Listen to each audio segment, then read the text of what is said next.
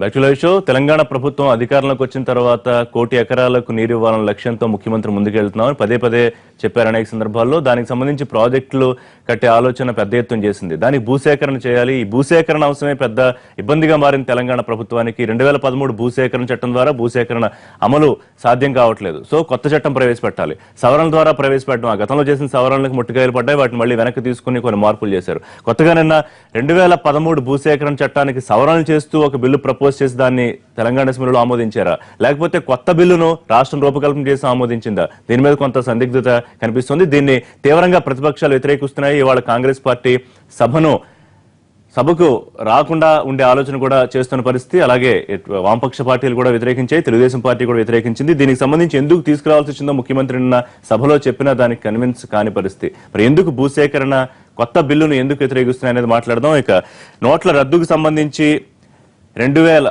ఈ గడువు ముగిసిన తర్వాత మార్చి 31 వరకు వేసుకునే అవకాశం ఉంది. కానీ దానికి చాలా స్పష్టమైన కారణాలు చెప్పాల్సి ఉంటుంది డిపాజిట్ చేయాలంటే. అలాగే నోట్లు కలిగి ఉంటే 5 రెట్ల జరిమానా, లేకపోతే జైలుకు వెళ్లే అవకాశానికి సంబంధించి ఆర్డినెన్స్ ఆమోదం పొందింది. అలాగే బ్లాక్ మెయిల్ రాజకీయాలకు పాల్పడుతున్నారు మోడీ అని రాహుల్ గాంధీ మరొకసారి వ్యాఖ్యానించారు. ఈ అంశాల మీద మాట్లాడదాం. లైవ్ షోలో మనతో పాటు టి రామ్మోహన్ రెడ్డి గారు, పరిగి ఎమ్మెల్యే, తెలంగాణ కాంగ్రెస్ సీనియర్ నాయకులు జాయిన్ అవుతున్నారు. డాక్టర్ నరేష్ గారు, తెలంగాణ బీజేపీ ముఖ్య అధికార ప్రతినిధి జాయిన్ అవుతున్నారు. కేపీ వివేకానంద గౌడ్ గారు, కుత్బుల్లాపూర్ ఎమ్మెల్యే, టీఆర్ఎస్ సీనియర్ నాయకులు. తెలకపల్లి రవి గారు, సీనియర్ జర్నలిస్ట్, ప్రముఖ సామాజిక రాజకీయ విశ్లేషకులు. రైట్, రామ్మోహన్ రెడ్డి గారు, ఒకటి, ఈ బిల్లు సవరణ పొందిన బిల్లు నిన్న ప్రవేశపెట్టి ఆమోదం పొందిందా సభలో, లేకపోతే కొత్త బిల్లును తెలంగాణ ప్రభుత్వం ప్రవేశపెట్టిందా? ఈ బిల్లు వల్ల ఎన్నో ఉపయోగాలు ఉన్నాయి, పరిహారం కానివ్వండి, లేకపోతే నిర్వాసితులకి ఏమి ఇస్తోంది గవర్నమెంట్, ఇవన్నీ చెప్పినా కూడా ఎందుకు కాంగ్రెస్ పార్టీ వ్యతిరేకిస్తోంది? కాంగ్రెస్ పార్టీ రైతు ప్రయోజనాలు కాపాడడానికి, రైతులకు ఉపయోగపడే విధంగా కొత్త చట్టం తీసుకొస్తే కూడా మేము శాసనసభలో ఓపెన్ గా మా నాయకుడు జానారెడ్డి గారు చెప్పడం జరిగింది, మేము సపోర్ట్ చేస్తామని. కానీ మీరు కాంగ్రెస్ ప్రభుత్వం తీసుకొచ్చినటువంటి భూసేకరణ చట్టం ఏదైతే ఉందో ఆ చట్టానికి సవరణ చేయడానికి పార్లమెంట్కే హక్కు ఉంది తప్ప మన శాసనసభకు లేదు అన్న విషయం చెప్పడం జరిగింది. అక్కడ చాలా అంటే చాలా కన్ఫ్యూజన్. ఫస్ట్ ఏమో సవరణ అని చెప్పి ఆల్రెడీ ఇవ్వడం జరిగింది. మా అందరి దృష్టిలో కూడా, మీ దృష్టిలో కూడా సవరణ ఉంది. ఈ రోజు హరీష్ రావు ఇచ్చిన దాంట్లో పత్రికలు కోట్ చేసి సవరణనే ఉంది. కానీ నేను మన సెక్రటరీ గారికి ఫోన్ చేసిన, సదారాం గారికి రాత్రి ఫోన్ చేసి, అది ఏందండి ఇది అసలు సవరణ ఏందంటే, సవరణ అని అనుకున్నాము, గతంలో సవరణ సర్క్యులేట్ చేశాము, మొన్న రాత్రి అంట స్పీకర్ గారికి పర్మిషన్ తీసుకున్నారంట కొత్త చట్టం కింద. అసలు తీసుకున్నది తెలీదు, అసలు మాకు ఇచ్చాము, అన్ని టేబుల్ దగ్గర పెట్టామని చెప్తున్నాం. అసలు టేబుల్ దగ్గర పెట్టింది కూడా లేదు. మొత్తం వెరిఫికేషన్ చేసినాం, అది సవరణే అనేది ఉంది మా దగ్గర రికార్డు. అంటే ప్రభుత్వం ఈ విధంగా పవిత్రమైనటువంటి శాసనసభలో ఒక పేపర్ చూపెట్టి ఇంకొక పేపర్ చట్టం తీసుకోవాలి. రామ్మోహన్ రెడ్డి గారు, కాసేపు సవరణ లేకపోతే కొత్త చట్టం అనేది మాట్లాడదాం. కాసేపు అది పక్కన పెడితే, ఒకవేళ ఈ కొత్త చట్టం ద్వారా, ఈ కొత్త బిల్లు ద్వారా మరింత మేలు జరిగే అవకాశం ఉంటే గనక దాన్ని వ్యతిరేకించడం కారణం ఏమిటి? ఒక శాసనసభలో శాసనసభ్యులు ఏది పార్లమెంటు చేయాలి, ఏది శాసనసభ చేయాలని చెప్పి ప్రోటెం స్పీకర్ గా జానారెడ్డి గారు ఉన్నారు. మొన్న ఈవెన్ ముఖ్యమంత్రితో గానీ నాతో గానీ అందరితో ఆయనే చేయించాడు. ఆయన అనుభవజ్ఞుడు. అందరికంటే, మా అందరిలో శాసనసభలో అందరికంటే సీనియర్ ఎవరంటే జానారెడ్డి గారు. అట్లాంటి వ్యక్తి చట్టం చదివి వినిపించిండు, మనకు హక్కు లేదు, ఇంతకంటే మంచిది మీరు తీసుకురండి, కొత్త శాసనం తీసుకురండి, మేము సపోర్ట్ చేస్తాం, రైతు ప్రయాణం చేస్తాం, కానీ దానికి మనం చేసే హక్కు లేదని చెప్పి చెప్తే వాళ్ళు దాని మీద అసలు ఎలాంటి చర్చ చేయకుండా, ఏం చేయకుండా కొద్దిసేపట్లో మళ్ళీ వస్తా అని చెప్పి బయటికి పోయిన ముఖ్యమంత్రి అక్కడ వెళ్ళి ఇన్స్ట్రక్షన్స్ ఇచ్చేసి వేరేది టైప్ చేపించేసి కొత్త చట్టం తీసుకొచ్చేసి చర్చ లేకుండా ఎంత రాత్రి వరకైనా టైప్ చేసి సర్క్యులేట్ చేసి మనకు చెప్పడం ఏంటంటే అంతకు ముందు రోజే సర్క్యులేట్ చేసామన్నమాట. అబద్ధం చెప్తున్నారు. చెప్పి మళ్ళీ శాసనసభ వచ్చి 5 నిమిషాల్లోనే అది ఆమోదం పొందేసుకొని వెళ్ళిపోవడం. అంటే ఇది ఎట్లా జరుగుతుంది అంటే ఒక దొంగచాటు వ్యవహారంగా ఒక శాసనసభలో ఈ విధంగా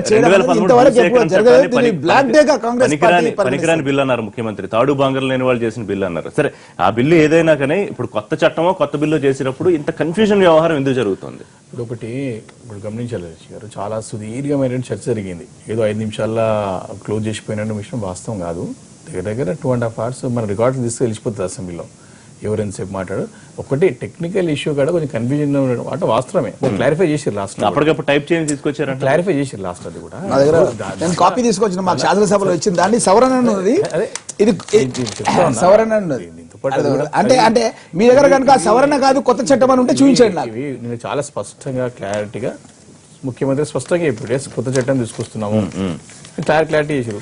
విషయం వచ్చే సబ్జెక్ట్ వచ్చేసరికి ఈ బిల్లో ఏంటి అవంతరాలంటే ఇప్పుడు 2013 అసలు ఇంకో విషయం కూడా చాలా ముఖ్యమైన చెప్పారు. అసలు జియో 123 తీసుకొచ్చినారు.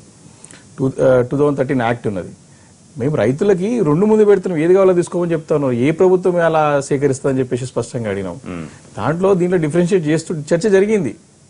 జానారెడ్డి గారు చెప్పారు, ఎస్ వాస్తవం బ్రహ్మాండంగా ఉంది, మంచిగా ఉన్నది, రైతులు ఒప్పుకుంటే సంతోషమే, అలాంటిది ఏం లేదు. ఇక్కడ ప్రివైలింగ్ గవర్నమెంట్ రేట్ కంటే 3 times ఇవ్వమని చెప్పి 2013 యాక్ట్ లో ఉంటే 123 ప్రకారం 10 times ఇస్తా ఉన్నాం. సరే, అది కూడా కోర్టు కూడా కొన్ని సూచనలు ఇచ్చింది, దాన్ని కూడా పరిగణలోకి తీసుకున్నాం. దీంట్లో ఇవన్నీ కూడా తీసుకొని ముందుకు వెళ్ళేటప్పుడు అసలు ఒకటి ఏంది, సోషల్ ఇంపాక్ట్ అసెస్మెంట్ అనేది మిస్ అవుతాం. అది ఇల్లుకి 5,04,000 రూపాయలు ఇస్తానికి సిద్ధంగా ఉన్నాం, ఇంకా కూడా పరిగణలోకి తీసుకుంటానికి సిద్ధంగానే ఉన్నాం. అంటే దాంట్లో టైం గ్యాప్, ఇప్పుడు ఒక ప్రాజెక్టు సంవత్సరాలు కాదు, దశాబ్దాల తరబడి అసంపూర్తిగా ఉన్నటువంటి చూసాం మన తెలంగాణ రాష్ట్రం రాకముందు. అలాంటి దానికి అవకాశం ఇవ్వకుండా మిగతా రాష్ట్రాలు కూడా 7-8 రాష్ట్రాలు ఈ రకంగా తీసుకొని ముందుకు పోతా ఉన్నాయి. మనం కూడా ఎందుకు చేయకూడదు, త్వరగా పూర్తి చేసుకోవాలన్న ప్రభుత్వం ఉత్సాహంతో ఉన్నప్పుడు ఎందుకన్నానంటే ముఖ్యమంత్రి గారు చాలా స్పష్టంగా ఇది కొత్త బిల్లు, సవరణలు కాదని చెప్తే మంత్రి హరీష్ రావు గారు ఇది సవరణ బిల్లే అని చెప్తున్నారు. అంటే ఇంత భిన్నమైన అభిప్రాయాలు ఎందుకు వస్తున్నాయి? ఇది టెక్నికల్ ఇష్యూ, దాన్ని క్లారిఫై చేసినారు లాస్ట్ లో. సింప్లీ టెక్నికల్ ఇష్యూ అది. దాని గురించి ఇప్పుడు శాసనసభ్యులకు టేబుల్ చేయాల్సిన అవసరం లేదండి వివేకానంద గారు. మీరు శాసనసభలో మీరు ఏం బిల్లు పెడుతున్నారో చెప్పాల్సిన అవసరం శాసనసభ్యులకు లేదా? శాసనసభ్యులకు లేదా? మీరు మాకు ఇవ్వాల్సిన అవసరం లేదా? ఇప్పుడు రామ్మోహన్ గారికి డౌట్ వచ్చింది, సెక్రటరీ గారికి చేస్తే క్లారిఫై చేసుకుండు. ఎప్పుడు రాత్రి 9-10 గంటలకు మేము ఫోన్ చేసి క్లారిఫై చేసుకోవాలా? మీరు మీ టేబుల్ పైన శాసనసభలో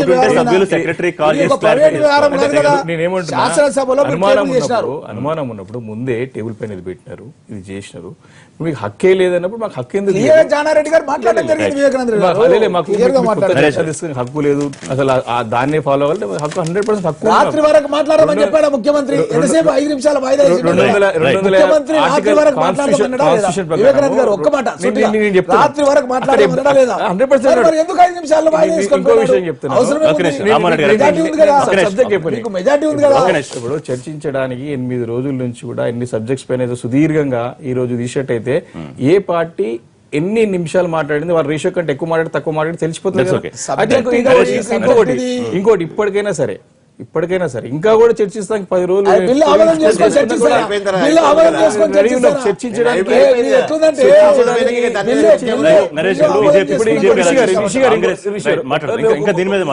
సబ్జెక్ట్ క్లోజ్ చేద్దాం. ఇప్పుడు వాళ్ళు ఇంకో రూపంలో రావట్టు, అసలు ఇంకో రూపంలో రావచ్చు. బీజేపీ ఎట్లా చూస్తుంది? కాంగ్రెస్ ఇది బ్లాక్ డే అంది, ఈ చట్టం నిలబడదని చెప్తోంది. ఇవాళ కాంగ్రెస్ వాళ్ళు సభను బాయ్కట్ చేస్తున్నారు. బీజేపీ టేక్ ఏంటి? ఇప్పుడు ఒకటండి, ఈ ఫస్ట్ కాంచి కూడా ఈ తెలంగాణ రాష్ట్రం ఏర్పడ్డ తర్వాత ప్రాజెక్టులు అన్ని విషయాల కంటే ఈ మల్లన్న సాగర్ ప్రాజెక్టు విషయంలోనే ఈ కాంట్రవర్షియల్ ఈ భూసేకరణ దానికి సంబంధించి ఇష్యూ అవుతుంది రాష్ట్రంలో. దీని ఫస్ట్ కాంచి కూడా సరే దాని ఎత్తు ఏంది, దానికి అంత అవసరమా అని చెప్పేసి కొన్ని అక్కడక్కడ సమావేశాలు ఇవన్నీ కూడా జరుగుతున్నాయి. ఈ క్రమంలో ఈ 2013 చట్టంలో రైతులకు అన్యాయం అయిపోతుంది అని చెప్పేసి మేము 123 జీవో తీసుకొచ్చినాం. దీనికి 10 రెట్లు ఇస్తాము అని చెప్పేసి దీని నుంచి కూడా కోర్టులో కొన్ని అభ్యంతరాలు వచ్చిన తర్వాత ఈ 2016 చట్టాన్ని ముఖ్యమంత్రి గారు నిన్న 2016 కొత్త చట్టం అని తీసుకొచ్చిండు. దేశంలో రాజ్యాంగం ఆర్టికల్ 250 ప్రకారంగా దీన్ని మేము తీసుకొస్తున్నాం. దీన్ని కేంద్ర ఆమోదానికి పంపి రాష్ట్రపతి పంపిస్తాం, ఆయన తర్వాత ఇది ఇంప్లిమెంటేషన్ వస్తాం. మేము భారతీయ జనతా పార్టీ తరఫున ఒకటే అడుగుతున్నాం, ఏదైనా సరే చట్టం ఆ యొక్క ప్రాంతంలో ఏదైతే రైతులు దెబ్బతింటున్నారో ముంపు ప్రాంతాల్లో ఆ ప్రజలకు అనుకూలంగా ఉండాలి. ఆ రైతులకు అనుకూలంగా ఉన్న చట్టాలు తీసుకురావాలి. అల్టిమేట్ మాకు కావాల్సింది రైతులకు బెనిఫిట్. ఆ రైతులకు న్యాయమైన చట్టాలు వాళ్ళు ఒప్పుకుంటే సీఎం ఈ చట్టాన్ని ఎక్స్ప్లెయిన్ చేస్తూ చెప్పిందని మీరు కన్విన్స్ అయ్యారా? బీజేపీ అంటే ఎంత ఇవ్వబోతున్నాము, ఇల్లు కట్టుకోవడానికి ఎంత ఇస్తాము, అసలు ఏం లేదు దీంట్లో ఏముంది? అతను ఏమన్నాడు, ముఖ్యమంత్రి గారు ఏమన్నాడు, గత ప్రభుత్వాలాగా మేము ఒక ప్రాంతంలో కట్టేయడానికి ఇష్టం లేము, వాళ్ళు ఇష్టం ఉన్న దగ్గర కట్టుకుంటే ఒప్పుకుంటానికి మేము ఇస్తున్నాం, మేము 6.5 లక్షలు పైన ఇస్తున్నాం ఇంటికి, సో డబుల్ బెడ్రూమ్ వాళ్ళు ఏ ప్రాంతంలో అయినా కట్టుకోవచ్చు అని చెప్పేసి అన్నారు. సో ఇవన్నీ బాగానే ఉన్నాయి. అల్టిమేట్ గా ఆ ప్రాంతంలో దెబ్బతింటున్న రైతులు ఏ రైతు ఉన్నారో వాళ్ళ ప్రయోజనాలు మెయిన్. ఇప్పుడు ఇక్కడ ఒక వాస్తవం మనం గమనించాలి, ఇక్కడ ఏ ప్రజా సంఘాలు కూడా ఏవి కూడా బయట నుంచి జనాలను తీసుకురావట్లేదు. అక్కడ ఉద్యమాలు వ్యతిరేకత వస్తుందంటే ఆ ప్రాంతంలో ఉన్న రైతుల నుంచి వస్తున్న వ్యతిరేకతనే అది. సో ఇక్కడ ప్రభుత్వం కూడా వాస్తవాలు ఆలోచించాలని చెప్పారుగా. 70% మంది రైతులు ప్రజలు సుముఖంగా ఉన్నారు. కొన్ని సూది దబ్బరం పార్టీలు లేకపోతే మల్లన్న సాగర్ తప్ప ఇంకో వ్యవహారం ఏదైనా పార్టీలే ప్రతిపక్షాలు ఈ హడావుడి చేసే ప్రభుత్వము ఫస్ట్ కాంచి మనం చూస్తున్నాం, ప్రభుత్వం మాటలు చెప్పడం బాగా అలవాటు. ప్రభుత్వం ఏం చేస్తుంది ఏంది అని చెప్పేసి. సో ఇక్కడ ఈ వాస్తవం అనేది స్థానికులు కాకపోతే నాన్ స్థానికులు వచ్చి ఎంతసేపు ఉద్యమం చేయగలుగుతారండి? సో స్థానికంగానే వాళ్ళకి ఆ బలం ఉన్నది, వాళ్ళు స్థానికులు కాబట్టి ఫైట్ చేస్తున్నారు వాళ్ళ రైట్స్ కోసం. కాబట్టి పూర్తిగా మేము భారతీయ జనతా పార్టీ తరఫున ఒకటే డిమాండ్ చేస్తున్నాం, ప్రభుత్వాన్ని వాళ్ళకు న్యాయం జరగాలి, వాళ్ళందరూ మనస్ఫూర్తిగా అంగీకరించాలి. రవి గారు, ఒకటి సవరణలు చేసిన ప్రవేశపెట్టిన బిల్లా కొత్త చట్టమా, 2013 భూసేకరణ చట్టం కన్నా మెరుగైన చట్టమా, కోర్టులో నిలబడుతుందా నిలబడదా? ఇప్పుడు ముఖ్యమంత్రి గారికి సభాపతికి స్పష్టత లేని విషయంలో నేను స్పష్టత ఇవ్వగలను నేను అనుకోవడం లేదు. మొదటి అంశం. నేను ఆమోదించిన దాంట్లో 3 మనకు చాలా దారుణమైన విషయాలు అసాధారణమే కాదు, దారుణమైనవే. మొదటిది, భారత రాజ్యాంగాన్ని అన్వయించుకోవడంలో పార్లమెంటు శాసనసభల సంబంధాలు, చట్టాలు, దీనికి సంబంధించి ఒక గందరగోళం అనేది రాష్ట్ర ప్రభుత్వాన్ని వేధిస్తుంది. పోనీ ఏదైనా హఠాత్తుగా వచ్చిందా అంటే దాదాపు 1-2 ఏళ్ల నుంచి నడుస్తున్నది. 123, 214, ఆ తర్వాత వచ్చిన అనేక మార్పులు ఇవన్నీ కూడా. కాబట్టి ఇంతకాలంలో కూడా ప్రభుత్వం దాని మీద ఏం అధ్యయనం చేయలేదు. నల్లేరు మీద బండిలాగా నడిపించుకొని పోదాము అనే బుల్డోజింగ్ జరిగినంతగా రాజ్యాంగ చర్చ జరగలేదు. ఎందుకంటే జరిగి ఉంటే ఒక విషయం తెలిసేది, 1889లో ఉన్న బ్రిటిష్ వాళ్ళ భూసేకరణ చట్టం తర్వాత భారతదేశంలో అసలు చట్టమే లేదు. రైతుల దగ్గర నుంచి భూములు లాక్కున్నారు, కట్టారు, ఇవన్నీ చాలా నిజమే. ముఖ్యమంత్రి గారు కూడా బాధితుడే దీనికి. 120 ఏళ్ల తర్వాత ఒక చట్టాన్ని పార్లమెంట్ ఆమోదిస్తే దాని మీద ఎంత తర్జన భర్జన జరిగింది. ఆయన కూడా ఆ సమయంలో ఒక దశలో పార్లమెంట్ సభ్యుడిగా ఉన్నారు. దాని అంతటిని తాడు బొంగరం లేని దిక్కుమాలిన చట్టం అని తీసిపారేయటం అనేది భారత పార్లమెంట్ ను, మొత్తం ప్రతిపక్షాలు, ప్రభుత్వాలు వీటన్నిటి యొక్క విఘ్నతను తమ పార్టీతో సహా ఒక విధంగా పరిహసించుకోవడం అవుతుంది. అది 254 కింద కేంద్ర రాష్ట్రాల ఉమ్మడి జాబితాలో తెచ్చారా, లేదా 2013 చట్టంలో ఉన్న 107, 108 కింద ప్రజలకు మరింత మెరుగైన, ఈ మరింత మెరుగైన అనేది మనం నొక్కి చెప్పుకోవాలి. మరింత మెరుగైన మీరు ఇచ్చుకోవాలంటే చట్టాన్ని సవరించక్కర్లేదు. ప్రభుత్వం ఇంకో జీవో ఇచ్చి over and above what is liable in 2013 we are giving this అని రాష్ట్ర ప్రభుత్వం ఒక దాన్ని అలా చూడడానికి లేదు. ఎందుకంటే మీరు చేస్తుంది అదనంగా ఇస్తున్నాము అని మీరు దేనికి చెప్తున్నారు? ప్రభుత్వం నిర్ణయించిన రేటుకు. నిజానికి చెప్పాల్సింది దేనికి? మార్కెట్ రేటుకు. సామాజిక ప్రభావాన్ని మీరు తీసేసిన తర్వాత సమాజాన్ని పట్టించుకోకుండా ప్రభుత్వం ఒక రేటు నిర్ణయించి ఇదే దీని రేటు అని చెప్పిన తర్వాత దానికి మీరు 10 రేట్లు, చిన్నపిల్లలు ఏమైనా తమకు ఇష్టమైన ఇవి తినుబండారాలు ఎక్కువ కావాలంటే తల్లులు ఏం చేస్తారంటే చిన్న చిన్న దోశలు వేసి 10 దోశలు ఇచ్చేది, చిన్న చిన్న వడలు వేసి ఇట్లా ఇస్తుంటారు. సో దాని స్వరూపాన్ని మార్చేసి ఇచ్చేటటువంటి ఒక ప్రయత్నం, దాన్ని చాలా ఒక విధంగా కాదు, అది మభ్యపెట్టడమే. రెండోది, సామాజిక ప్రభావం ఎందుకు ఎత్తేస్తున్నారు మీరు? అసలు సామాజిక ప్రభావం అధ్యయనం చేయాల్సినటువంటి అవసరం లేదా? తర్వాత 80% మంది ఒప్పుకోవాలన్న నిబంధన ఒప్పుకున్నారంటున్నారుగా, ఇప్పటికి 70% మంది ఒప్పుకొని ఇచ్చినప్పుడు మరి మీరు ఎందుకు దాన్ని తీసేయాల్సిన అవసరం వచ్చింది? ఉంచండి దాన్ని, ఇప్పటికే మీరు సాధించారు కదా. కాబట్టి ప్రభుత్వం చెప్తున్న దానికి, దాంట్లో పొందుపరిచిన దానికి బొత్తిగా పొంతం లేని వ్యవహారంగా ఉంది. ఇక మూడవది, శాసనసభ హక్కులు, శాసనసభ సాంప్రదాయాల ప్రకారం చూస్తే చాలా ఘోరమైనటువంటి విషయం. దాన్ని ఇవ్వడం, వెనక్కు తీసుకోవడం, రకరకాలుగా చెప్పడం, హఠాత్తుగా వాయిదా వేయడం, మధ్యలో నిష్క్రమించడం, మళ్ళీ ప్రవేశించడం. ఈ చివరిది ప్రజాస్వామ్య విలువల మీద, ప్రజా ఉద్యమాల మీద దాడి చేయడం ఉంది చూసారు. అది అన్నిటికంటే కూడా కేసీఆర్ లాంటి ప్రజా ఉద్యమాల నాయకుడుగా ముఖ్యమంత్రి అయిన వ్యక్తి పోలీసులకు దబ్బనాలు గుచ్చుతారు, సూదులు గుచ్చుతారు. సిపిఎం అన్నాడు ఇంకా ఆయన, అందులో ఏమి దాపరికం లేదు. విద్యుత్ శక్తి ఉద్యమం వచ్చినప్పుడే కేసీఆర్ గారు రాజీనామా చేశారు. అప్పుడే ఆయన టీఆర్ఎస్ కు అంకురార్పణ ఆయన అప్పుడే చేసుకున్నారు. ముదిగొండ గురించి నేను ఒకసారి మాట్లాడితే, మీరు సీనియర్ జర్నలిస్టు, అసలు ముదిగొండకు అందరికంటే ముందు పోయింది నేనే, అందరికంటే ముందు పోయి నివాళులు అర్పించింది నేనే అని చెప్పి చంద్రబాబు కూడా వచ్చారు. ఇప్పుడున్న 2 ముఖ్యమంత్రులు ముదిగొండకు వచ్చి నివాళులు అర్పించిన వాళ్లే. కానీ వాళ్ళు అధికారంలోకి వచ్చిన తర్వాత ఈ విధంగా ప్రజా ఉద్యమాలను హేళన చేయడం, ఒకవేళ మల్లన్న సాగర్ కు సిపిఎం కార్యదర్శి స్కూటర్ మీద పోయే నేరమా? మీరు మామూలుగా పోనీయడం లేదు. ఆయన రాష్ట్ర కార్యదర్శి అంటే ఆయన చాలా సీరియస్ కామెంట్ చేశారు. సిపిఎం కి ప్రజల ప్రాణాల కంటే రాజకీయాలే ఎక్కువ, అర్థమైంది ఈ అంశం వల్ల. వామపక్షాలు ప్రజల తరఫు నిలబడతాయి, పోరాడతాయి, కాబట్టి మాకు విభేదాలున్నా గౌరవిస్తామని ఇదే ముఖ్యమంత్రి గారు ఎన్నోసార్లు. అంటే సీటు అటు ఇటు అధికారంలో ఉన్నప్పుడు ఒక విధంగా, లేనప్పుడు ఒక విధంగా ఉంటాం. అసలు ఉద్యమాలను అవమానించడం ఇది పోలీసు భాష కన్నా, పోలీసులు కూడా ఇంతవరకు ఎప్పుడు మా మీద రాళ్లేశారని ఎప్పుడైనా చెప్పేవాళ్ళేమో కానీ చిత్రహింసలు, సూదులు గుచ్చారు, దపనాలు గుచ్చారు దానికోసం ఏమొస్తుంది? దానివల్ల సిపిఎం ఏమన్నా అధికారంలోకి వచ్చిందా? సిపిఎంకి ఏమన్నా అదనంగా జరిగింది? కాబట్టి ఇక్కడ చర్చ అదొకటి. అంటే సిపిఎం అని ఆయన అన్నప్పటికీ కూడా ప్రజా ఉద్యమాల మీద ప్రతిపక్షాల మీద కూడా ఒక విధంగా దాడి చేయడం, ధ్వజమెత్తడం. చివరిది ఒక అసహనం. ఇదంతా ఒక అసహనానికి నిదర్శనం. ఎందుకంటే నేను మోడీ గారి సలహా తీసుకున్నారు. మోడీ గారు కూడా ఈ మధ్య చాలా ఇప్పుడు నోట్ల రద్దుతో సహా ఈ రోజు జారీ చేసిన ఆర్డర్ ఏది పార్లమెంట్లో సమగ్రమైన చర్చ లేకుండానే ఆమోదించే ఒక అలవాటు ఎగ్జిక్యూటివ్ ఉత్తర్వుల ద్వారా ఎగ్జిక్యూటివ్ ఉత్తర్వుల ద్వారా ఆర్డినెన్స్ల ద్వారా పరిపాలించే ఒక అలవాటు వారు గుజరాత్ లో ఈ చట్టం ఇట్లాంటిదే చేశారు, వారు మధ్యప్రదేశ్ లో చేశారు. కాబట్టి బీజేపీ ఇంకా కోర్టుల్లో అటు ఇటుగా అవి కూడా ఉన్నాయి. ఇప్పుడు మీరు రాక్షసానందం అన్నారు కదా, కోర్టులకు కూడా రాక్షసానందం ఉందా? కోర్టులకు ఏమైనా ప్రయోజనం ఉందా? ప్రతిపక్షం. కాబట్టి ప్రభుత్వం ఆలోచించుకోవాలి తప్ప ప్రజాస్పందన ఏంటి, రైతుల వేదన కోదండరాం ఒక సీరియస్ కామెంట్ చేశారు. ఆందోళన మిలియన్ మార్చ్ తరహాలో నిర్బంధించే కార్యక్రమం చేస్తోందా తెలంగాణ ప్రభుత్వం? అదే ప్రాక్టీసెస్ అమలు చేస్తోందా? భూసేకరణ ఉద్యమాన్ని పూర్తిగా ఇది రైతులకు ఉపయోగపడిన చట్టంగా కొట్టుపడేశారు. దానికోసం ధర్నా చేస్తుంటే ప్రభుత్వం ఎందుకు పర్మిషన్ ఇవ్వట్లేదు? ఇప్పుడు ఒకటి చూడండి, అక్కడ ఉన్నటువంటి లోకల్ పరిస్థితులు, చేసే స్థలం, ఇవన్నీ కూడా చాలా. ఇప్పుడు మన దగ్గర కూడా హైదరాబాద్ లో చాలా ఏమవుతుంది, చాలా సార్లు జరిగాయి, చాలా సార్లు నిరసన కార్యక్రమాలు జరిగాయి, చాలా సార్లు జానారెడ్డి గారు యాంటీ సోషల్ ఎలిమెంట్ అని జానారెడ్డి గారు అరెస్ట్ చేసి పోలీస్ స్టేషన్ లో కూర్చోబెట్టారు. జానారెడ్డి గారు మల్లన్న సాగర్ పోతుంటే అడ్డుకొని పోలీస్ స్టేషన్ లో కూర్చోబెట్టారు. మేము పోయి కలిసి వచ్చినాం. నిన్న చెప్పారు కదా చాలా క్లియర్ గా ముఖ్యమంత్రి గారు ఎందుకు జానారెడ్డి గారు కాదన్నారు, ఆయనకు మినహాయింపు ఇచ్చారు, మిగతా వాళ్ళే రవి గారు వచ్చిన పాయింట్ ఒకటి చాలా క్లారిఫికేషన్ చేయాల్సి వస్తుంది.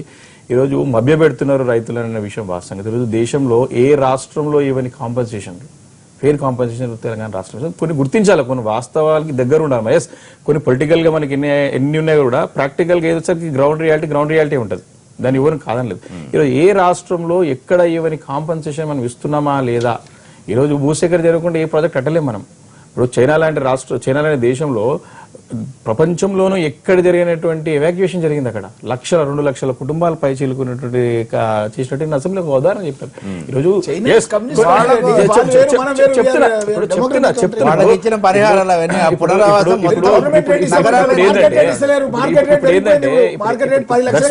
ఇప్పుడు మనం ఏంటంటే ఇప్పుడు అదే ఇప్పుడు ఎవరికైనా అదే ఉంటది, ఎక్కువ రావాలి మన నేనేమంటారు రవి గారు, 2013 యాక్ట్ ప్రకారము 3 ఇంతలు దేనిపైన ఇస్తా ఉన్నారు, దానిపైన 10 ఇంతలు ఇస్తా ఉన్నాం. దేనిపైన చెప్పండి, దేనిపైన ఇప్పుడు 2013 యాక్ట్ మనం ఎందుకు సమర్థిస్తా ఉన్నాము? అది ఆల్రెడీ నీకు 3 టైమ్స్ ఇచ్చినప్పుడు 10 టైమ్స్ ఇచ్చినప్పుడు అసలు అంటే రైతుకు లాభం జరుగుతుందా, నష్టం జరుగుతుందా? అక్కడ ఒకసారి మనం ఆలోచన చేయాల్సిన అవసరం ఉన్నది. ఏదైనా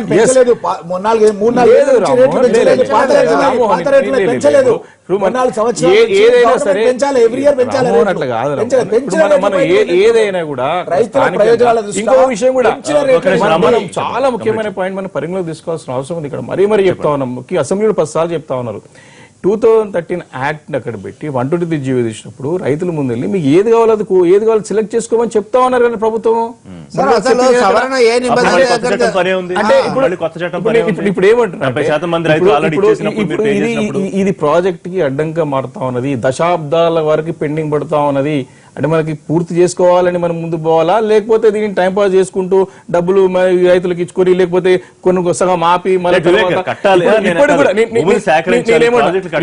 ఇప్పుడు కూడా కట్టిన ప్రాజెక్టులలో నిర్వసులు చాలా మంది ఉన్నారు, వాళ్ళ తరఫున పోరాటం చేసే ప్రధాన నాయకులు చాలా మంది ఉన్నారు. ఇప్పుడు కూడా పెద్ద పెద్ద ప్రాజెక్టులకు డబ్బులు రాని వాళ్ళు చాలా మంది ఉన్నారు, అట్లా మిగిలిపోయినారు కూడా.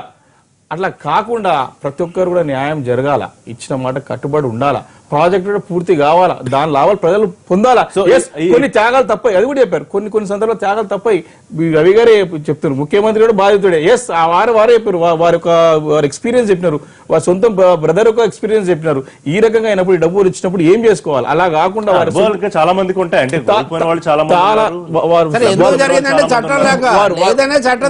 వారి సొంత చట్టం తెచ్చారు. పాయింట్ యాడ్ చేస్తాను. 2000 చట్టం యాక్ట్ ప్రకారం పోతే ప్రాజెక్ట్స్ పూర్తి అవుతావా లేదని క్వశ్చన్ మార్క్ ఒక్కసారి ప్రతిపక్షాలు ఒకసారి వాళ్ళ వరకు తీసుకోవాల్సిన అవసరం ఉన్నది. మనకి ప్రాజెక్ట్ పూర్తి కావాలని ముందు పోవాలా, లేకపోతే ఇది యాక్ట్ ప్రకారం చేసుకుంటూ దానికి ఇంకోటి కూడా ఉన్నది. ఒక్కొక్క మన పాయింట్ మనకి ఫంక్షన్ ఇంప్లిమెంట్ చేసుకున్న పోతే టైం గ్యాప్ ఉంది దాంట్లో. మనది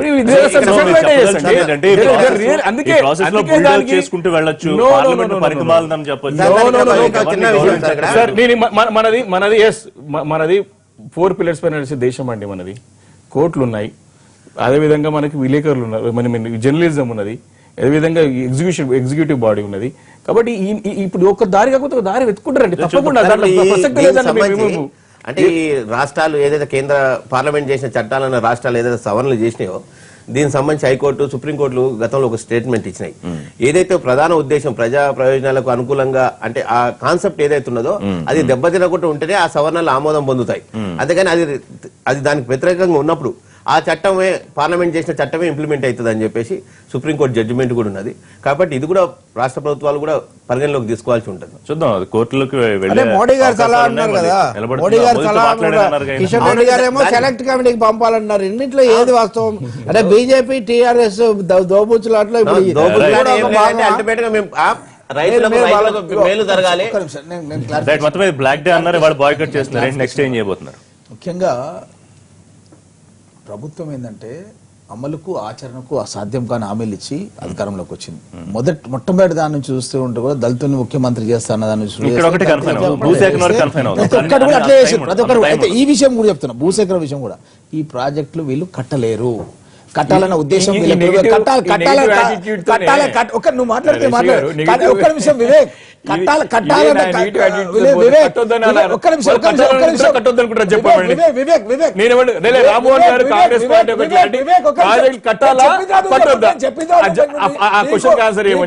నీకు చెప్పాల్సిన అది ఉంది, నువ్వు చెప్పాలా. నెక్స్ట్ కట్టాలన్న ఆలోచన వీళ్ళ మనసులో లేదు. ప్రజలను ఉట్టిగా ప్రచారం చేసుకోవాలన్న ఆలోచన. ఎగ్జాంపుల్ చెప్తున్నారు చూడండి, పాలమూరు రంగారెడ్డి లిఫ్ట్. ఒక్క నిమిషం వివేక్, నువ్వు చెప్పరాదా? నేను మాట్లాడిన నువ్వు చెప్పు, మాట్లాడిన నువ్వు చెప్పు.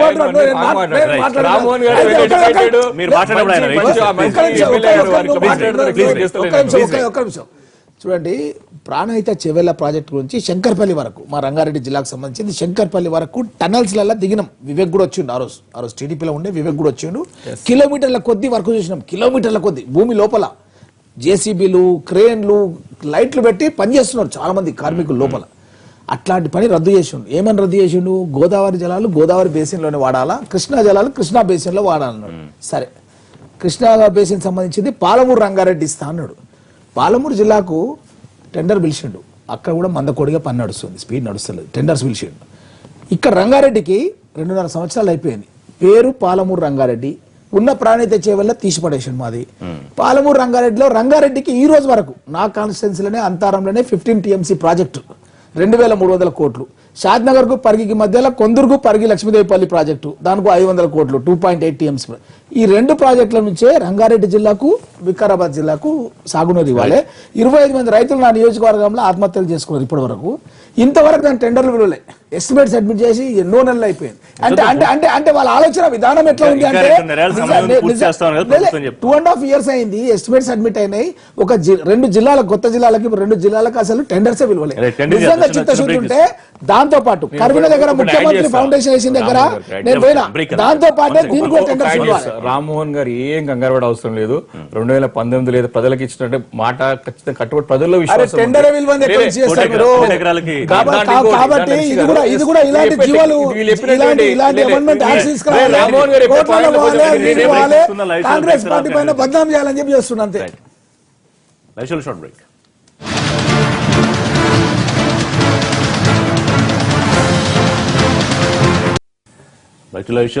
రవి గారు, ప్రధాని కీలక నిర్ణయం తీసుకుని 50 రోజులు టైం అడిగారు. 50 రోజులు గడిచిపోయింది. 50 రోజుల్లో మరి కష్టాలు తరుగుతాయా పెరుగుతాయా? ఇంకా కొన్నాళ్ళు ఓపిక పట్టాలా? Point number 1. రెండోది, అనేకమైన నిర్ణయాలు తీసుకున్నారు. ఒక 60-70 నివారణలు వచ్చాయి. అన్నిటికన్నా ముఖ్యంగా ఇవాళ వచ్చిన ఆర్డినెన్స్ అట్లా చూస్తున్నారు. 31 తర్వాత కొత్త నోట్, పాత నోట్లు ఉండుంటే కనుక 10 రెట్లు జరిమానా.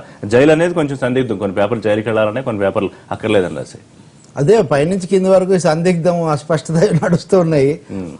ఇప్పుడు ప్రధానమంత్రి గారు ఒక మాట అన్నారు, నన్ను వాచ్మెన్ గా దేశ ప్రజలు నియమించారు కాబట్టి నేను నిన్న చెప్తున్నా అదే, వాచ్మెన్ ఇంటి వాళ్ళని కొట్టకూడదు, దొంగలను కొట్టాలి. దొంగలనే వదిలేసి ఇంటి వాళ్ళని ఎక్కువగా దెబ్బలు తినేటువంటి పరిస్థితి ఉంది. 50 రోజుల తర్వాత చాలా స్పష్టంగా కనిపిస్తుంది భారతదేశంలో సగటు మనిషిని, మామూలు ఎవరిని అడిగినా ఎన్ని సమస్యలు ఉన్నాయి, ఇంకా మిగిలిన వాడికి నమ్మకం కూడా లేదు ఇదేదో బాగుపడుతుందని. బాగుపడదు అనే ఉద్దేశంతో ఎలా బతకాలి అని ఏర్పాట్లు చేసుకుంటూ ఉంటే చూసారా వాళ్ళంతా ప్రశాంతంగా ఉన్నారు, మద్దతు ఇస్తున్నారు అని చెప్పి చెప్తున్నారు. క్యూలు కనిపించట్లేదంటే మీరు డబ్బులు పెట్టట్లేదు, ఏటీఎంలు తెరవట్లేదు కాబట్టి పెట్టడం లేదు. నిజంగా మామూలు పరిస్థితి రావడం అంటే అర్థం ఏంటంటే ఏ ఆంక్షలు ఉండకూడదు. ఏ ఆంక్షలు ఉండకుండా మీకు మామూలుగా బ్యాంకింగ్ వ్యవస్థ ఏటీఎంలు నడవాలి, ఎవరు ఎంతైనా విత్డ్రా చేసుకునే సదుపాయం ఉండాలి. మరి ముఖ్యంగా కుదేలు అయిపోయినటువంటి అసంఘటిత రంగం, చిన్న వ్యాపారులు, రైతులు, వీళ్ళ సమస్యలు తొలగాలి. ఆ సూచనలు అయితే ఏం లేవు. అరుణ్ జైట్లీ మాటల్లో, ఉర్జిత్ పటేల్ మాటల్లో కూడా ఇంకా 4-5 నెలలు ఈ సమస్య అయితే కొనసాగుతుంది. ఆ మాటన ప్రజలకు చెప్పడం చాలా మంచిది. ఈ రోజు ఆర్డినెన్స్ ఏంటండి వాస్తవానికి? అసలు ఆర్డినెన్స్ ఎందుకంటే పార్లమెంట్ జరిగితే అంత హోరాహోరీ జరిగితే మీకు ఇదే మీరు పార్లమెంట్ లో పెట్టి చర్చించుండొచ్చు కదా. మీరు ఆర్బీఐ చట్టానికి మీరు చేయదలుచుకుంటే 2-3 ఆమోదించారు అక్కడ. ఆర్బీఐ చట్టానికి సవరణ కూడా చేయాలనుకుంటున్నారు. అందుకని నిన్న ఆయన ఇంకోటి చెప్పారు, ఉగ్రవాదం అయిపోయిందండి, ఉగ్రవాదం సమస్య. ఇవన్నీ కూడా చాలా హాస్యాస్పదమైన అతిశయోక్తి ప్రకటనలు. భారతదేశ చరిత్రలో అత్యంత ఘోరమైన ఒక అధ్యాయంగా ఇది మిగిలిపోతుంది. అక్కడ శేఖర్ రెడ్డి మీద చేశాము, రామ్మోహన్ రావు మీద చేశామంటే ఇవి రాజకీయ నాటకీయ ప్రచారానికి పనికొచ్చేవే కానీ నల్ల డబ్బు మూలాలను ఇవేమీ అంటుకున్నవి కాదని స్పష్టం. ఒకటే లాభం ఏం జరిగిందంటే పేటీఎం కస్టమర్లు 4 కోట్లకు పెరిగారు. ఈ బహుళజాతి ఎలక్ట్రానిక్ కంపెనీలు, వ్యాలెట్ కంపెనీలు వాళ్ళకు కావాల్సిన చేరింది. వాళ్ళ తరఫున ప్రధాని ఇది వరకు జియో సిమ్ వచ్చినప్పుడు అంబానీ ప్రధాని బొమ్మ వేసుకున్నారు. దాని మీద ఎలా వేసుకున్నారు అంటే దానికి ఏం సమాధానం లేదు. ఇప్పుడు బొమ్మ వేసుకోకుండానే ప్రధానమంత్రి గారు వీటన్నిటికీ కూడా బ్రాండ్ అంబాసిడర్ గా పనిచేసి వాళ్ళకి కావాలంటే మేము బంపర్ డ్రాలు ఇస్తాము అంటే భారత ఆర్థిక వ్యవస్థను కుదేలు చేసేసినటువంటి ఒకనొక దారుణ దృశ్యం చూసాం. దురదృష్టవశాత్తు చాలా అనుభవములైన మన ముఖ్యమంత్రులు కూడా దీన్ని, కేసీఆర్ గారేమో మహోత్సాహమైన మద్దతుదారులు అయ్యారు, చంద్రబాబు గారేమో ఒక మాట అటు ఒక మాట ఇటు అన్నారు. ఈ కారణాల వల్ల తెలుగు వాళ్లకు ఉన్నదానికంటే ఎక్కువగా ఏర్పడింది. ఈ 5 రోజుల్లో ఏమీ అద్భుతాలు ఏం జరగవు. ఇదిగో ఆర్డినెన్స్ వచ్చింది. మీ అంచనా ఏంటంటే నార్మల్సీకి రావడానికి ఎంతకాలం పడుతుందని మీ అంచనా? కనీసం 4-5 నెలలు పడుతుంది. 6 నెలలు అని చాలా ఎక్కువ మంది అంచనా. రెండోది దెబ్బతిన్న లావాదేవీలు, దెబ్బతిన్న వ్యాపారాలు ఇవి కోలుకోవడానికి ఇంకా సమయం పడుతుంది. జీడిపిఏ మీకు 2% దాకా తగ్గుతుందంటే అంతర్జాతీయ ప్రభావం కూడా చాలా ఉంటుంది. వివేకానంద ఎట్లా చూస్తున్నారు అంటే వీటికి తోడు మధ్యలో అవినీతి ఆరోపణలు కూడా వచ్చాయి. అవి కూడా పెద్ద స్కామ్ అని కాంగ్రెస్ అనడం, లేకపోతే ప్రధానమంత్రిని దిగిపోమండం, అదే ఇదే ఈ శక్తులతో ఆయన ఇదే అయ్యాడు. సో ఓవరాల్ గా ఎట్లా చూస్తారు? ఇప్పుడు ఇది కేంద్రం తీసుకున్న నిర్ణయం ఖచ్చితంగా ప్రజలు ఆందోళన ఉన్నప్పుడు, ప్రజలు భయభ్రాంతులు ఉన్నప్పుడు ఖచ్చితంగా వారికి రాష్ట్ర ప్రభుత్వంగా, రాష్ట్ర ముఖ్యమంత్రిగా వారికి అండగా ఉండి వారి ధైర్యం ఇచ్చాల్సిన అవసరం ఖచ్చితంగా ఉంటుంది.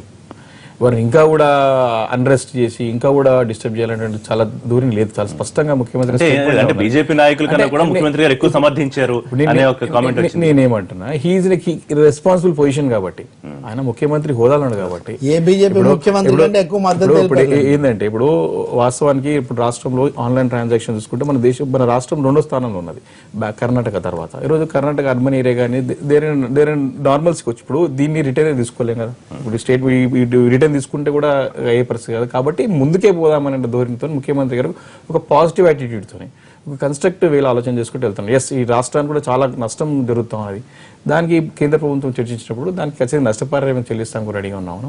దీన్ని కొంచెం బేర్ చేయండి. ఇప్పుడు ఒకటి ప్రధానమంత్రి గారు కూడా దీన్ని రకరకాలైనటువంటి ఈ 50 రోజుల్లో అప్స్ అండ్ డౌన్స్ ఉంటాయండి చాలా రోజులు. ఫస్ట్ లో ఒక పాజిటివ్ రెస్పాన్స్, కొంచెం నెగిటివ్ రెస్పాన్స్ వచ్చింది. ఇప్పుడు ఇట్లా చివరికి వచ్చేసరికి 50 రోజుల తర్వాత వేచి చూడండి అని చెప్పి ప్రధానమంత్రి ఓపెన్ స్టేట్మెంట్ ఇచ్చినప్పుడు ఎస్, ఇది కీ పొజిషన్, ప్రజలకు దేశ ప్రజలను కోరినాడు. లెట్స్ వెయిట్ అండ్ సీ అనే దూరంలో ఎస్, దీనిలో నష్టపోయాడు అసంఘటితమైనటువంటి రంగాలు కానీ వాళ్ళు నష్టపోయిన విషయం వాస్తవమే. బట్ ఇప్పుడు ఏడో ఒకదైనా మార్పు రావాలి కదా, మార్పుకి మనం సహకరించాలి కదా అన్న ధోరణితోనే రాష్ట్ర ప్రభుత్వం. ఇప్పుడు ఒకటి వివేక్ గారు, ప్రపంచం మునిగిపోలేదు, తెలంగాణకు నష్టం జరగలేదని చెప్పాల్సిన అవసరం ఉందా? పోనీ అనివార్యంగా మేము భరిస్తున్నాం అనేది వేరు. లేదు, ఇప్పుడు ఒకటి నిజంగా మునిగిపోతున్న ఇప్పుడు యాక్చువల్లీ దీని ఇంపాక్ట్ అనేది ఇప్పుడు ఈ 50 days తర్వాత యాక్చువల్ అసెస్మెంట్ చేయాల్సిన అవసరం ఉంటుంది. ఎందుకంటే మొన్నటి వరకు కూడా ఎగ్జాక్ట్ ఇప్పుడు ఆ 50 days అనేది టైం ఉంది కాబట్టి దాని తర్వాత కూడా 2-3 months పడుతుంది రియల్ గా అసెస్ చేసానికి. అసలు దీని ఇంపాక్ట్ ఏ రకంగా ఉండబోతుంది ఇప్పుడు నేనేమంటారు రిషి గారు, ఒకటి అల్టిమేట్ గా మనది హ్యూజ్ కంట్రీ, మన 120 కోట్ల జనాభా ఉన్న దేశం. దాంట్లో out of which only 2% are paying the taxes అనేది ఓపెన్ సీక్రెట్, అందరూ మనం ఒప్పుకోవాల్సిందే ఇక్కడ. అంటే he himself wanted to get all, ఇప్పుడు మెజారిటీ చాలా ప్రజల్ని ఈ ట్యాక్స్ నెట్ లోకి తీసుకురావాలా అనే ఒక ఉద్దేశంతో ముందు పోతున్న విషయం. భారీగా కాదండి, భారీగా ట్యాక్స్ కట్టాల్సిన పై తరగతినేమో మీరు రవి గారు నేనేమంటా, తప్పించుకునే దారులను రవి గారు నేనేమంటున్నా, లేటెస్ట్ ఇప్పుడు ఇది వస్తే కూడా మంచిదే కదా, ఒక కామన్ మ్యాన్ ఆలోచన చేసేటటువంటి విషయం ఇది. అలా అని చెప్పి పెద్ద పెద్ద చేపలని వదిలిపెట్టే ప్రసక్తి లేదని చెప్పి వాళ్ళు అంటా ఉన్నారు కదా. అసలు ఈ రోజు ఒకటి విషయం, ఈ రోజు చాలా అంటే ప్రతి ఒక్కరు కూడా అర్థమయ్యే విధంగా ఈ రోజు ఈనాడులో ఒక మంచి కార్టూన్ ఉన్నది, చాలా అంటే ప్రజలందరికీ అర్థమయ్యే విషయంగా ఉన్నది. ఒక ఈ చేప అనేదేమో నల్ల కుబేరుడు ఉంటే, ఫిష్ అనేదేమో నల్ల కుబేరుడు ఉంటే, ఈ ఒక ఏనుగేమో మోడీ రూపంలో వాటర్ అని లాగేస్తే ఆ నీళ్ళు అయినప్పుడు చేప ఒకటి గిలవ కొట్టుకొని చనిపోతుంది కదా.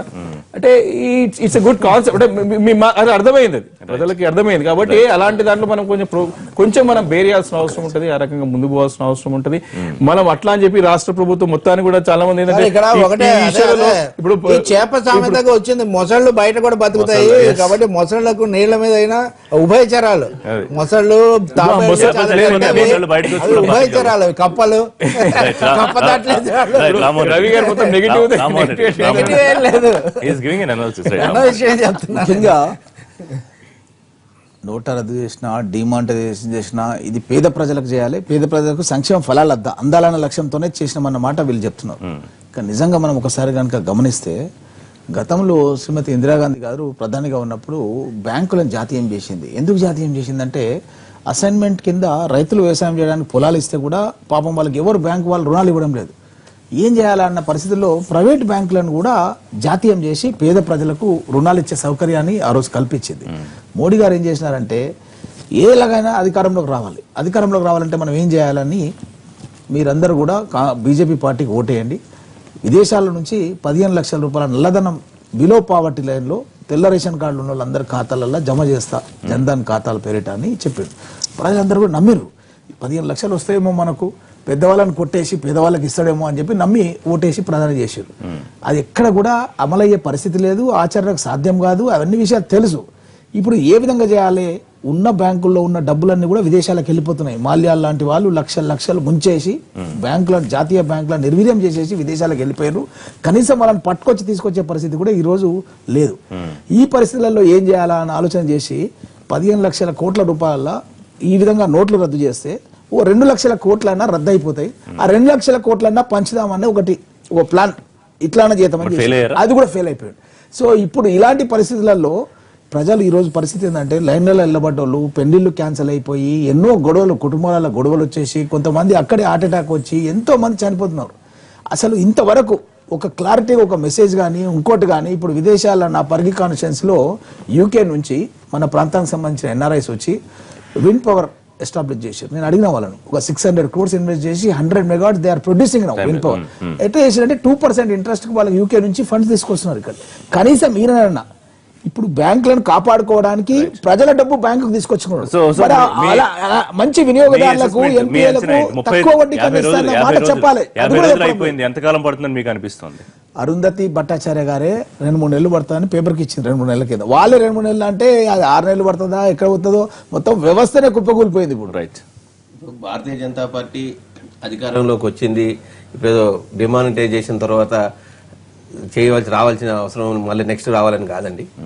భారతదేశంలో మేము అధికారంలోకి వచ్చిన తర్వాత ఈ దేశంలో గత 50-60 ఏళ్ళ నుంచి ఈ పేదరికం ఇలానే ఉన్నది. పేదవాడు ఇంకా పేదవాడు అవుతున్నాడు, సంపన్నులు మరీ రోజుకొకటి లేదండి. ఇప్పుడు ఏదైతే టైం పెట్టామో ఆ టైం ప్రకారంగా కూడా వీళ్ళు డబ్బులు ఇంకా ఉంచుకోవడం అది తప్పది. ఎందుకంటే ఇంకా అనుమానాలు, ఇంకా ఏదో జరుగుతుంది. స్టార్టింగ్ లో మనం కొన్ని చూసాం, రాకూడదని కదా మీరు అనుకున్నది. ఎంత రాకుండా ఉంటే అంత మీరు ఆర్థికంగా లేదండి. దాంట్లో కూడా రేపు వాస్తవాలు బయటకు వస్తాయి. ఎంత ఫేక్ కరెన్సీ వచ్చింది, ఇప్పుడు బ్యాంక్ లో పడ్డే అంతా కూడా వైట్ కాదండి. దాంట్లో రేపు బ్లాక్ ఎంత ఉన్నది, వైట్ ఎంత, ఇవన్నీ లెక్కలు తేలుస్తారు బాజాప్తాగా. దాంట్లో ఎంత తేల్చవలసి ఉన్నది, ఫేక్ కరెన్సీ కూడా ఎంత వస్తుందో కూడా తెలుస్తుంది. ఆల్మోస్ట్ ఇప్పటివరకు 14 లక్షల కోట్ల చిల్లర వచ్చినట్టు చెప్తున్నాయి సార్ బ్యాంకులు, డిపాజిట్స్ అన్ని. సో దాంట్లో వైట్ ఎంత, బ్లాక్ ఎంత ఇదని ఉన్నది. సో మార్చి 31 తర్వాత, అంటే ఈ లోపల కూడా ఈ డిసెంబర్ 30th తర్వాత ఈ లోపల కూడా సరైన వివరాలు ఇవ్వాలి. మనం డిపాజిట్ చేసే డబ్బుకు సంబంధించి సరైన వివరాలు ఇవ్వాలని చెప్పేసి చాలా స్పష్టంగా చెప్పాము. ఎందుకంటే ఈ 2 నెలల నుంచి ఆల్రెడీ 50 రోజుల నుంచి అవకాశం 50 రోజులు అయిపోయింది కాబట్టి ప్రధానమంత్రి ఏమన్నా చెప్పబోతున్నారా ఈ రేపో ఎల్లుండో లేకపోతే ఇవాళ దేశాన్ని అడ్రస్ చేస్తారా? డెఫినెట్ గా అండి. ఇప్పుడు దీనికి సంబంధించి వీరు అనుకున్నట్టు సార్ అన్నట్టు ఇంతకుముందు అన్నట్టు 2% జీడీపీ తగ్గిందని కూడా ఇంకేం నిర్ణయానికి రాలేదు. ఇవన్నీ ఊహాగానాలు మాత్రమే. తగ్గుతుందా లేదా అనేది మనం ముందు తెలుస్తుంది. కాబట్టి ముందు ఎందుకంటే మన వాళ్ళకి ముందే ఊహించుకోవడం చాలా ఎక్కువ. ఊహించుకోవడం కాదండి, ఇది అంచనాలు ఉంటాయి కదా, అంచనాలే పరిణామాలు వేస్తారు. అంచనాలు ఉంటాయి ఎప్పుడైనా కదా, అంచనాలే వేస్తారు. కథలు కావ్యాలు కాదు కదా, Definitely గా అంచనాలు ఉంటాయి నాకు ఇప్పుడు ఈ కదా. పేద- థ్యాంక్ యూ రవి గారు, థ్యాంక్ యూ వివేక్ గారు, thank you very much Naresh గారు, థ్యాంక్ యూ రామ్మోహన్ గారు. ఇవాళ విషయాలు రేపటి విషయాలు మళ్ళీ కలుద్దాం. Keep watching.